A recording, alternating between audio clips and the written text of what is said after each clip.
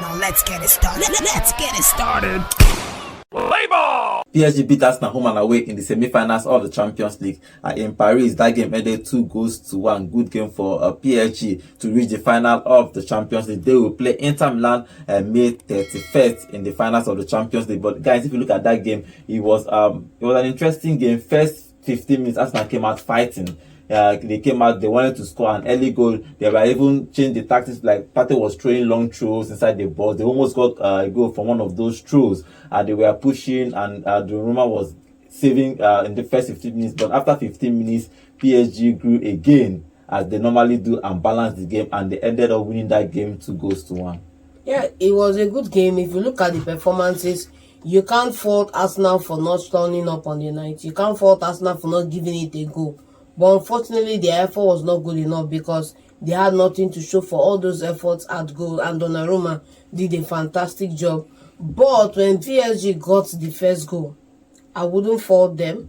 But they conceded again, and it's not something that I would be happy about because I felt that they didn't do enough to stop the PSG threats. And then when they had the opportunities, the guys up front did not deliver for them on the night, and it's sad to see. I remember also saying something while we were watching the game that Odegaard is not being as attacking as he used to be, and the only person who could have been the savior of the night was not called off the bench.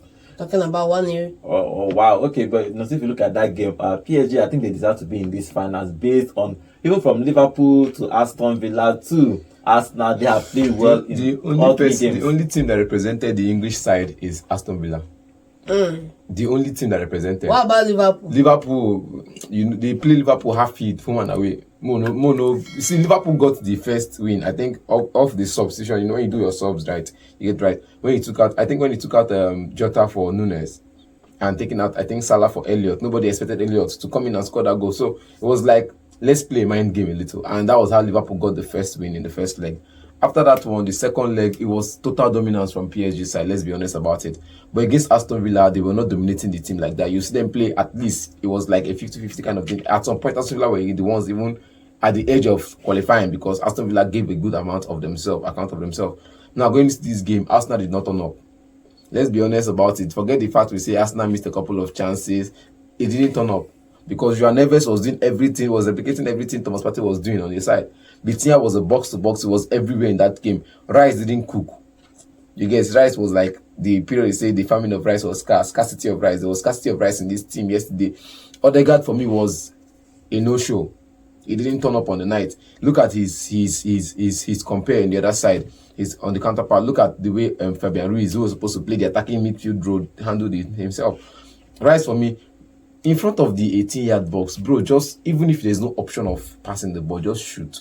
We're talking shoot about wide, shoot off target, just shoot. Talking about Rice made a mistake to consider free kick for the first goal. Good goal from Ruiz. The way he actually moved that ball with his chest and deleted Martinelli from one side and smashed the ball inside. Good goal from Ruiz and for PSG. Now, see, there is something, before the last season ended, I mentioned him as a player and everybody said he's not good enough. And we saw that his impact in the Spanish team in the Euros, especially against Germany. We saw that's a clip for like best of Euros. You bring out that clip against Germany and pull it out. And after that Euros, I think 2024 Euros, you could see that Fabian Ruiz is one of those midfielders.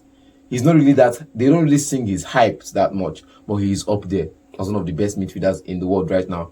And going into this game, he handled himself well. Yeah, John, good game, good goal from PSG in general. And Rice considering that stupid free kick and Ruiz scored that beautiful goal. Good goal for PSG, good game all around. I think Ousmane Dembele creating the opportunity for Hakimi for the second was also fantastic.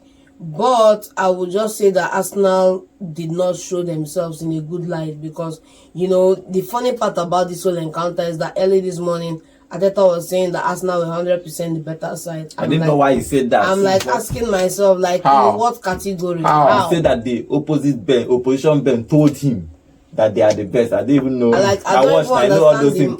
Coaches will say if you lose a game, the coach will tell you people tried. You people people are the best team. That kind of thing. Now scam. In the second half, Arsenal considered a penalty in the second half, but Raya saved from Neves. It was a good save from Ryan, and everybody was thinking probably maybe that save might prompt Arsenal to do something. What about the open net? Yeah, but Hakimi scored that goal from Dembele. It's a good game for Hakimi. You know, Hakimi is one of the players everybody talks about. Year in, year out, he produces numbers. Of course. Year in, year, he defends well, and his attacking power is exceptional. Exceptional. And the way he finds himself always in that 18-yard box is exceptional. Look at the way he shot that ball. He was like a number 9. If you don't look well, you think that is the number 9 that actually hit that ball. The setup was but replica of Inter Milan, Barcelona. The fourth goal, Fratesi's goal, the setup by Taremi, you get, that was the same setup in this. So it was just the same, similar. But look at the way Hakimi has run the game defensively. In his defensive record against Martinelli, he was only dribbled past by 2 times. Against Martinelli, in 7 attempts, he only passed me 2 times. It means I have a better record than that. And offensively, he created enough chances, crossed the ball in, but just that the 2 guys up front, Bakola and Desire, were not just up there that night. So offensively, he did the job he could do. Defensively, he was top notch. Then going forward in that game, he's a player that you look at the PSG side. Unlike other teams where their wingers will play narrow, PSG side their wingers will always play wide, giving the opportunity for fullbacks to run into those channels in between the wingers and the striker. And you look at the way Dembele just sets him up, like, okay, fine, this cross is coming from the left. Let me just drop it in for you. Just 1-2. And the thing is, he took the pass first, dropped it for, it was like a 1-2 kind of thing, and he dropped it for him, as in, he set it up for him like, in basketball, call it a layup. It was just sublime. Okay, John, if you look at, let's talk about Arsenal. Let's talk about this midfield three for PSG, the Neves, Vitinha, and Ruiz. And Fabian Ruiz, I think that both 3 are one of the best 3s now. 3 midfielders when it comes to European football, because look at the way they marshaled against Liverpool. 3 of them played a lovely football. They did it again against Aston Villa, now against Arsenal. I think if you look at it, 3 of them are one of the best midfield 3 in the whole world. You can't take it away from them. You know, the funny part about it is that, you know, you always say that you never play 2 box-to-box defenders together. Unfortunately, in this encounter, I think they play even 3 of them are box. The only person that is not box to box is Fabian Ruiz. He can come. He can play there, but he doesn't really get out. Truthfully, he's a CM because he moved from. I can remember he moved from Napoli too. Like I said, he's a CM. Vitinha is a CDM. Neves is a CDM, central defensive midfielder. They can be DMs, but they like to move box to box. So CDM, but he likes to control the middle. So it's like, let's say he's the Thomas Partey or the other guy of the team. He doesn't really go on the offensive, doesn't really go on the defensive. He's just in that midfield. You get closing out the gap, he's just in that midfield. But it was one of these, that midfield trio for me this season. The only team you can compare to that is maybe the Domizobozlai and the Liverpool own and the Barcelona midfield trio. You get these are the 3 midfield trio you can compare to this PSG side, and you say, okay, if they meet the Barca side, it might be a problem for them. You're talking about this 3 football, Liverpool 3, Barcelona 3, and PSG 3. I think PSG, because they are in the Champions League, you can say 3 of them are the best. They will meet another trio. I disagree. I still think FCB 3 is better than these 3. And because they never met so far in these knockout stages, we'll never know. We'll have to carry that going into next season. Okay, 3 of them played very well against Arsenal. Even though Arsenal turned up, talking about Arsenal, they scored the only goal. Saka scored the only goal of that game. After he scored that goal, he missed an open net that made it 2-2 for Arsenal to fight back, but he missed that chance. But if you look at these 2 legs, after scoring again 5 against Real Madrid, they came and just scored only 1. You can blame Partey for not playing that first leg, but he played in this second leg, and they still lost. They scored only 1 goal. Even it was a good goal from Arsenal, but it was a poor result generally for Arsenal. You see, when people were saying that the first game was the way it went because Thomas Partey was not available, they had value to that point. But in this second game, we did not see the performance we saw in the first game without Thomas Partey. With Thomas Partey in, every other person in that team played a little bit lighter. They should have gone harder than they did in the first game. And then secondly, you also need to consider the fact that Arsenal's bench is nowhere to be found. Because look at the people that came off the bench for Paris Saint-Germain on the night and turned the game around. And look at who Arsenal are bringing in. Arsenal, you are chasing the game. you're bringing in a Calafiori, you're bringing in a couple of other guys. Like, Man, White. what are we talking Well, about? White so and much? Calafiori. I think part of the thing that killed Arsenal is that their bench. Imagine you brought in Sterling. Look at the game even And changed. Sterling, and Sterling, do you know what they pay me is that you have Sterling. Wait, you know what is the reason for you bringing Sterling? Thank you. It doesn't make sense. The thing is, you look at this game. You know, before the game yesterday on the show, on the live show, I said start Trossard. Trossard changed the game when he was introduced. Start Trossard, put Martinelli on the bench. At least you have this quality of who can run in the second half when you get the early goal. But when you start Martinelli, they know you're coming off on to play on the break. So the person who can stop you from playing on the break is the fullbacks. And you see that in that first half, the fullbacks didn't really offer much going forward. It was just long passes from Hakimi to Bakola and the rest of them. But you look at the Arsenal bench, when they brought in Trossard, Calafiori, and the numbers changed. Yeah, the Calafiori. You could see those passes into the final third.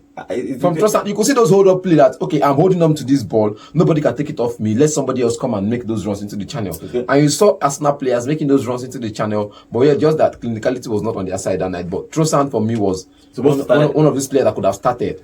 Okay. And people say you cannot put Martinelli on the bench because he's one of their star players. Who say you can't put Martinelli? Bro, we saw clear cut yesterday, and somebody from my side yesterday night after when they said Trossard is not a player that could play 90 minutes. I said fine, he cannot play 90 minutes, but start him. He said he's good when he comes in on the bench. I said, bro, no. Who is good when he comes on the bench? Start him at some games. You will get the best of him when you start him. Calafiori was introduced. It's going to be interesting if Calafiori or Luis Kelly will play that left back because both of them are good players, and Calafiori was bought with a huge amount of money, so it's going to be interesting. But for Arteta, this season is going to be without a trophy 5 seasons in a row. Except you want to count Community Shield. You can call it a trophy or not, depending on how you want to see it. But for Arsenal fans, they want other trophies. It's going to be 5 years in a row without a trophy, so he's going to go into his 6th year. He needs to win a trophy, or probably he might be in danger. They have a new sporting director that likes signing big strikers. Joao Felix, the Costa, all the names. So let's hope that both of them will work, because Arsenal, obviously, everybody can see, even the blind man can see they need a striker. But for PSG, they are going to Enrique has built a better team without Mbappe, and they are going to go to the finals of the Champions League 31st May. They are going to do it without Mbappe. I think that PSG, if you look at it, who do you think will win this Champions League? Just straight up, PSG or Inter Milan? I'm still sticking with Inter Milan. Inter Milan. Yeah, I'm sticking with Italian side all the way. I'm all Italy. Okay, John, yeah, PSG. PSG, no doubt. Okay, let's see what happens in 31st May, last final day of this month. Who will win the Champions League is going to be interesting. For Inter Milan, they beat Barcelona in that thriller last night, or day before yesterday on Tuesday, when they finished the whole aggregate 7-6. Inter went through to the final. For PSG, they have built a team without Mbappe, and they are doing well. They are playing well. They have won the league already, and they are in the final of Champions League. If they win it, it's going to be the second Champions League for Enrique. But let's see if they are going to win it. But they have Inter to play in the finals of the Champions League.